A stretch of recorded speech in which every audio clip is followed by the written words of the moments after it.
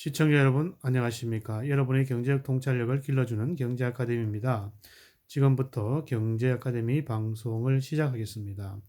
오늘은 2020년 1월 21일 매일경제 8면 다보스 포럼에서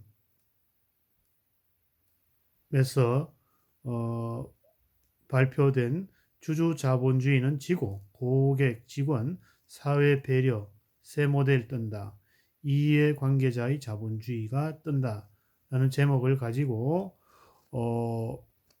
다보스 포럼 2020년 개요 정식 명칭은 세계 경제 포럼 연차 총회 2020년 화합하고 지속 가능한 세계를 위하여 이해관계자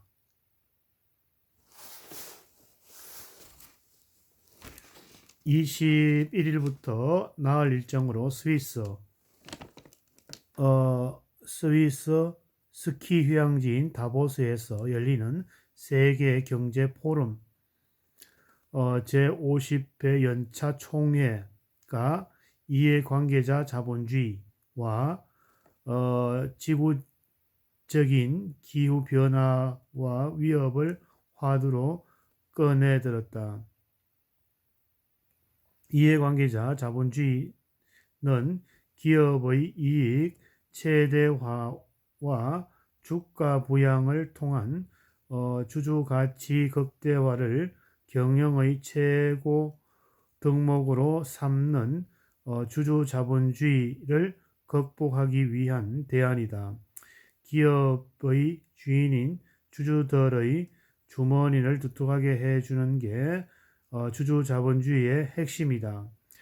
1976년 노벨 경제학 수상자 주주 자본주의를 태동시킨 시카고 대학의 밀턴 프리드먼은 기업의 유일한 사회적인 책임은 모든 가용 자산을 활용해 이익을 누리는 것이다. 기업이 사회적 책임은 주주 이익 정대라고 주주 지상주의를 설파했다. 실제로 상당수 기업은 이익 극대화를 통해 주주 가치 제고에 나서 성과를 냈고 수십 년간 글로벌 경제 성장에 기여했다. 하지만 기업들의 과도한 단기 이익 집착과 탐욕이 2008년 글로벌 금융위기로 연결되었다. 또 주주 외의 다른 모든 사안에 대한 기업들의 무관심 속에 극단적인 소득 양극화 등 사회적 갈등의 심화하고 기후변화 문제도 심각해졌다. 이처럼 고장난 주주 자본주의에 대한 반동으로 나타난 이해관계자 자본주의는 주주는 물론 직원, 소비자, 채권자, 지역사회 등 모든 이해관계자를 아우르는 방향으로 기업을 경영해야 기업 평판이 좋아지고 결국은 영속하는 기업이 될 수 있다는 것이다.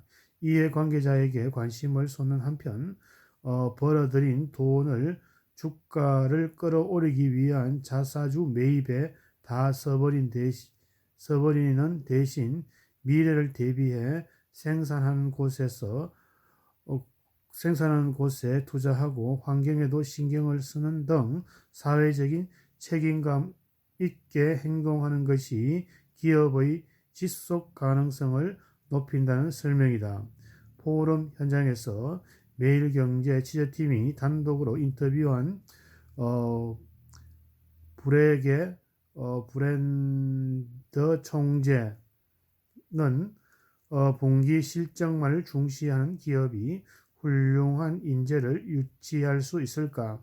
이런 기업이 지속 가능할까라는 반문하면서 미래에 대한 투자인 근로자를 중시하고 환경을 배려하는 기업이 더 지속 가능하고 궁극적으로 더 많은 이익을 창출할 수 있다고 잘라 말했다.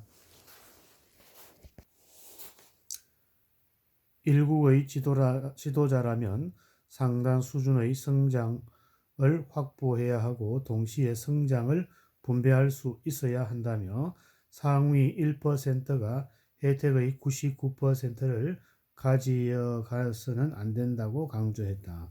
성장과 과실 분배가 불공평해지면 칠레와 같은 곳에서 벌어지는 시위 사태가 불가피하다고 설명했다.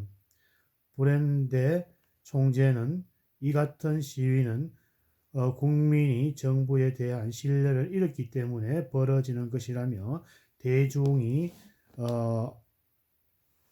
성장의 혜택을 보지 못한다고 생각하기 때문인데 성장을 하더라도 사회 구성원이 다수가 혜택을 받을지 못하면 그것은 안정적인 사회가 아니다.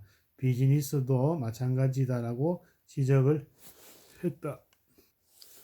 다만 브랜드 총재는 이해관계자의 자본주의 성장보다는 분배의 무게중심을 맞춰 시스템으로 일방적으로 해석한다는 것을 경계했다. 그는 성장을 죽이는 분배 중심으로 접근은 성공하기 어렵다며 케이크에 비유하자면 케이크를 키워서 분배해야지 크기가 같은 케이크를 가지고 어떻게 자를지 고민하는 것은 어리석다고 큰 케이크를 만들어야 한다고 주문했다. 이해관계자가 이 개념을 제시한 것은 이번이 처음은 아니다. 1973년 비즈니스가 단순히 주주만이 아니라 사회 전체 구성원의 이해에 이바지해야 한다는 케이크 홀더 개념을 처음으로 제시했다. 그리고 올해 WEF의 50주년을 맞아 이해관계자의 비전을 담는 2020년 다보스 성명을 발표할 예정이다.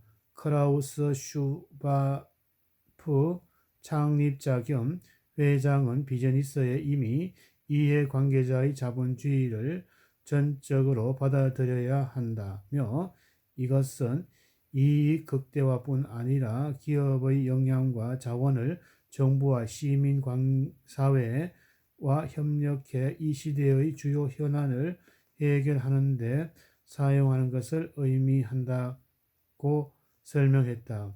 세계가 직면하는 가장 큰 도전인 소득 양극화에 따른 사회 분열과 정치적인 극단적 기후변화 위기 등도 도전에 대한 해답을 얻는 수단으로서 이해관계자 자본주의를 활용할 필요가 있다는 얘기이다. 재앙 수준의 호주 산불 사태로 기후변화의 이슈도 올해 다보스 포럼의 시급한 현안으로 부상했다. 올해 다보스 포럼 세션 중에서 18%가 기후변화와 관련된 주제로 채울 정도이다. 이와 관련해 2018년도 WEF 폐막 연설을 한 뒤 2년 만에 다시 다보스를 찾은 도널드 트럼프 미국 대통령은 21일 개막 기조 연설에 전 세계적인 주목을 받을 것으로 보인다. 트럼프 대통령은 다보스 포럼의 기조 연설을 통해 미국 상원 탄핵 절차에도 건재함을 과시하는 한편 미중 1차 무역 협상 합의에 대한 자화자찬 미국 내 지지층을 겨냥해 경제 민족주의와 미국의 우선주의와 같은 대중 영합적인 주장을 되풀이하는 플랫폼으로 활용할 전망이다. 하지만 트럼프 대통령이 포럼 현장에서 곤욕스러운 상황에 처할 가능성이 높아 보인다. WEF가 포럼 시작 전에 공개한 리스크 리포트를 통해서 지구촌의 최대 위협으로 지목되는 기후 변화 심각성을 인정하지 않는 채 환경보호단체보다 견파를 옹호하며 파리 기후협정까지 탈퇴한 트럼프 대통령의 참가자들로부터 상당한 비난과 도전을 받을 것으로 보이기 때문이다. 특히 호주 산불 사태가 기후변화에 따른 재앙이라는 시각이 확산되면서 트럼프 대통령이 더 궁지에 몰릴 수 있다는 진단이다.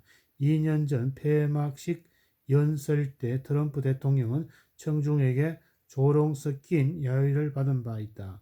트럼프 대통령의 기조연설을 하는 날 기후변화와 이슈를 놓고 그와 소셜 네트워크 SNS 상에서 설전이 펼쳐온 10대 청소년 환경운동 아이콘 스웨덴 소녀